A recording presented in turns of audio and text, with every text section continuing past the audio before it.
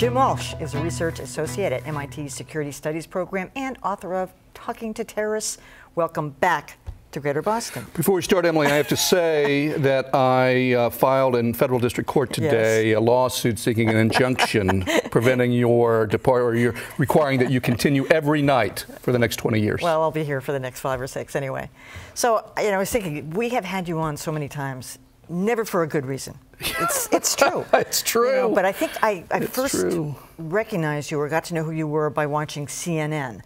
And then, of course, September 11th happened. Right. And you were not only a regular on CNN, but you became a regular here. And I started thinking, I've never asked you this, but you couldn't have predicted that. Who would have known that you would have been in the national limelight, really, for months and months and months?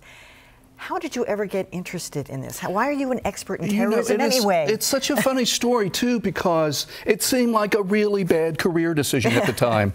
When I was in graduate school, this was soon after the Soviet Union had collapsed, and I was in political science, and part of the time I was studying American politics, which I love. I once ran for office locally in the city of Boston out of Hyde Park, and then I was doing this international security piece. And then when it comes time to write your dissertation, you have to decide, what are you going to do? You can't do both, or you get, this sort of mushy result. And certainly it looked bad. This was a time when it was all .coms, and people had just finished their dissertations about the Soviet Union that didn't exist anymore. But I had this question I was really interested in, and I made a really bad career decision and decided to go with international security. And then 9/11 happened, and the war in Iraq, and on ever since. It has been nonstop since that choice. When you selected that career, when you went into it, and you delved into it, I mean, you can't look into the future.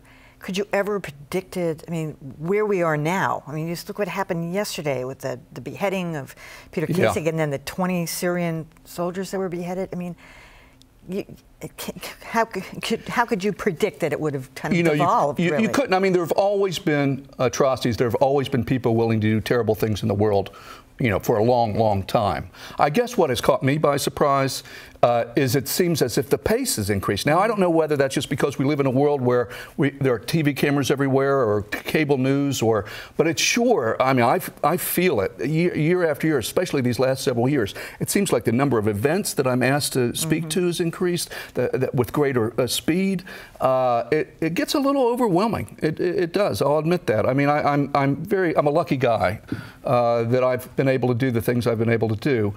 But, there are moments. You mentioned one of them, 9/11. I did the 9/11 anniversary. I was down in New York to do some interviews.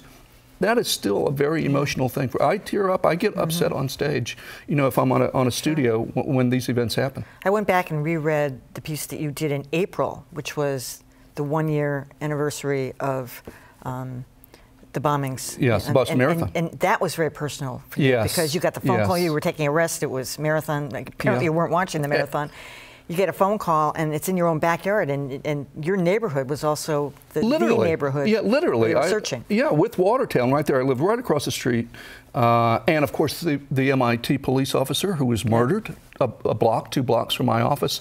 And that sort of brought all that 9/11 emotion back up to the surface. So it was a very personal thing. But, I felt good about that. I think the thing that I can do to, pat myself on the back, the thing that I can do, I don't always know what's going on because it's breaking news and no one knows what's going on. But I think I can talk and say, well, how should we think about this? I think I can provide a frame for people. What are the questions? How do we know which theory is more likely to be true? And I think if I can do anything, that's probably the thing I can do. And I want to say the thing that you've been able to do, and I'm serious here, that is unique. As you say, I've been on all these shows, thousands of television. This is one of the few places in the television landscape in 24/7 where there's a conversation. And I can't emphasize how important that is, how rare that is. I don't think the viewers probably appreciate how difficult it is to do.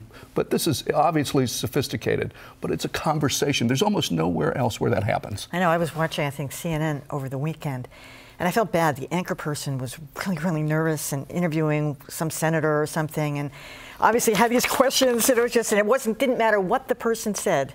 She was going to go back and read what she was going to get through those questions. It's also more adversarial. I was a long-time viewer before I showed up here, and you are direct and contrarian. You're funny. I mean, but that makes it personal, and there's a real sense that we are, like now, that we're having a conversation. You can't find it. Oh, Jim Walsh, we really appreciate you coming all these, and you'll continue without me. Well, have you applied for the job? Yes. Because I'm waiting. You're the one who hasn't. For the call. No. You'd be great. Although he'd be doing all the talking, so it'd be hard to listen. Jim Walsh, pleasure to have you. Thank you. I hope you've enjoyed this special Emily's List edition of Greater Boston. All of these interviews are available on our website. Just visit WGBHnews.org. And if you have a favorite memory from the show, we'd love to hear it. Email us at greaterboston@WGBH.org. I'm Emily Rooney. Thanks for watching. Thank you for watching Greater Boston. Stay with WGBH News wherever you go, on TV, on radio, online, on mobile. WGBH News, local depth, local perspective.